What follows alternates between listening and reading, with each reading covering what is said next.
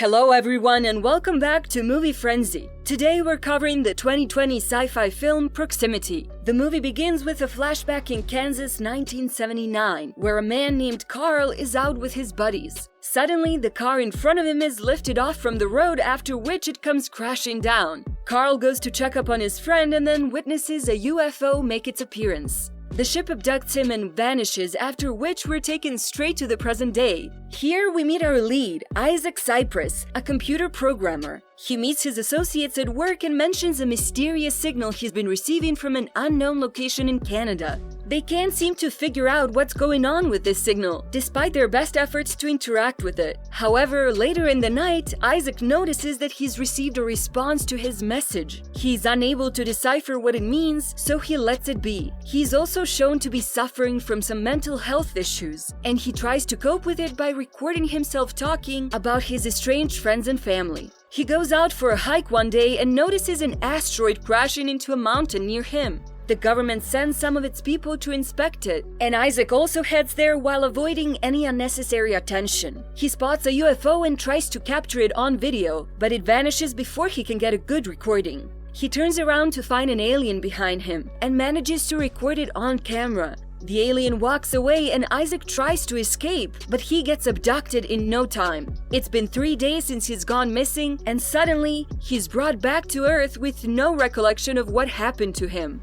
He immediately checks his camera for footage, but it blurs out after he gets abducted. Isaac goes back home and learns that he has the ability to make things disappear and reappear. He visits a doctor for a checkup and learns that he's severely dehydrated. The doctor also says that he has a perfectly sliced fracture in his arm, which doesn't make any sense. Isaac goes to meet his colleague Beck and wants to show off his powers to him. After an initial struggle to make a glass disappear, he seemingly succeeds, but Beck proves that he can still see the glass. Then Isaac shows him the video footage and this makes Beck believe him. Isaac and the team conduct some intensive research on the recent asteroid event, but they find that there is no evidence of a meteorite even landing at the location. Isaac wants to spread his story, so he submits his video to an online science journal site. The video blows up immediately and Isaac gets called to do stories and interviews by multiple news channels. He eventually goes to KFLA, where he is interviewed by their lead reporter on live television. However, she ends up questioning the legitimacy of his story and cuts it short. Soon, everyone starts to make fun of Isaac on multiple social media platforms.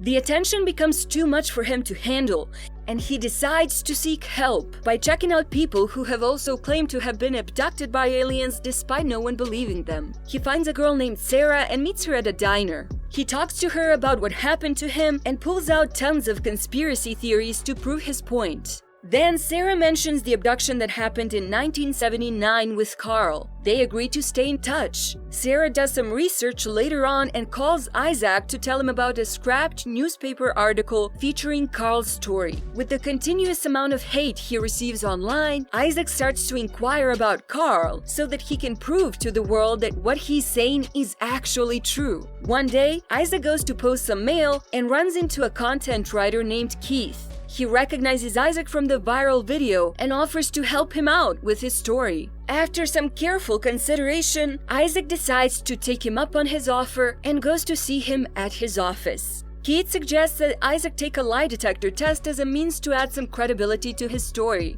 Isaac agrees to it and it starts off in a typical fashion, but then Keith asks a few unrelated questions. Isaac answers everything truthfully, but he's taken away by a couple of agents shortly after. He wakes up inside an isolated room and also notices Sarah being held hostage in the same place. He is introduced to Agent Graves via a television set. He says that he wants to examine him for the future of mankind. First, the agents identify that Isaac has an alien tracking device inside him, after which they conduct some tests on him, but he's unable to display any powers, and Graves becomes restless. He asks him what he knows about Carl, but now Isaac has become suspicious of his intentions and refuses to answer any further questions. He is able to break free from his chair and also manages to knock out the android agents guarding him. Then he goes to Sarah's room and frees her as well. They get trapped, so Isaac somehow manages to use his powers to unlock a secret door, and they get out of the facility only to learn that they are in Costa Rica.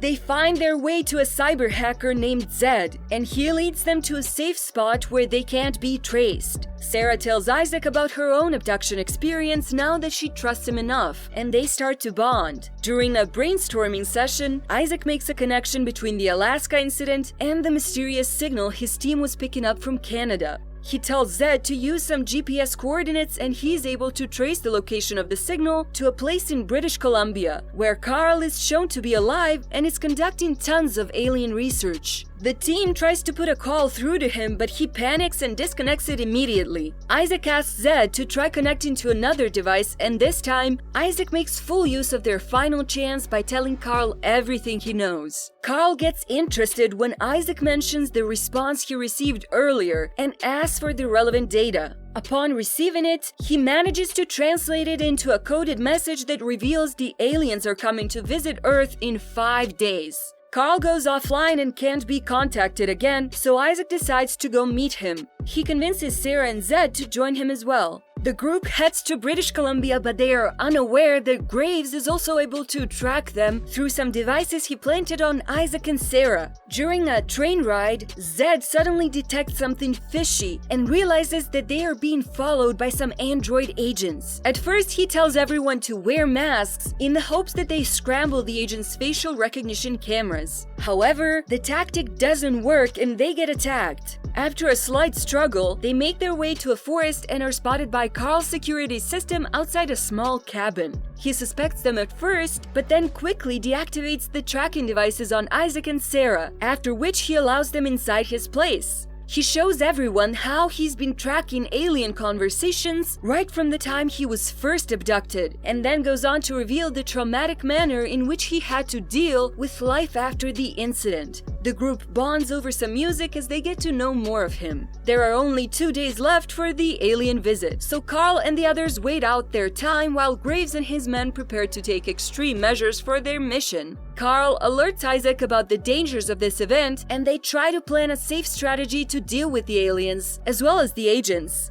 Before the big day arrives, Isaac talks to Sarah about his feelings for a bit, but she passes out before he can truly express his emotions. He has clearly fallen for her by now. The big day is finally here and everyone starts to feel some weird vibrations in the house. Carl goes out to check what's happening and comes across a group of aliens. He faces some difficulty while talking to them, so he brings them back to the cabin where they sit and talk with Carl and the others. Carl is able to use his machine in order to translate what the aliens are saying, and we learn that they have been studying human behavior right from the very beginning. As a matter of fact, they're specifically interested in Jesus Christ, as he seems to be a very crucial link towards understanding the creation of the universe. Then they focus their attention towards Sarah and reveal that they had kept their own tracking devices in the arms of the people they had abducted for their records. Sarah's device is taken out, after which they do the same for Isaac. However, their conversation is cut short when Graves and his agents reach the spot and threaten Carl to come out. Here, we learn that Graves' father was also with Carl during the 1979 Alaska abduction, but nobody ever heard from him after that.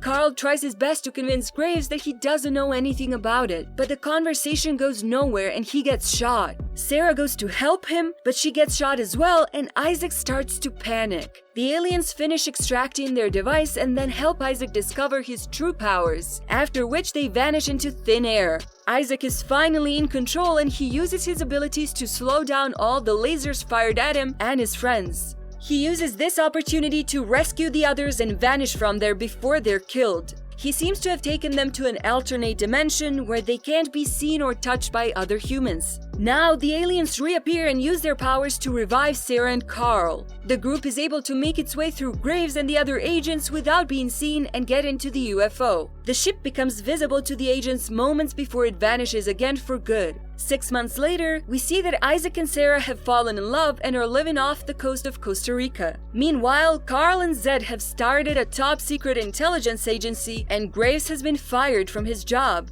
And that's all, folks! What was your first impression about this movie? Do let me know in the comments and drop some other amazing sci-fi suggestions while you're at it. Please like, share, and subscribe to show some cinematic love, and stay updated on all my latest videos. Alright, I'll see you in the next one, guys!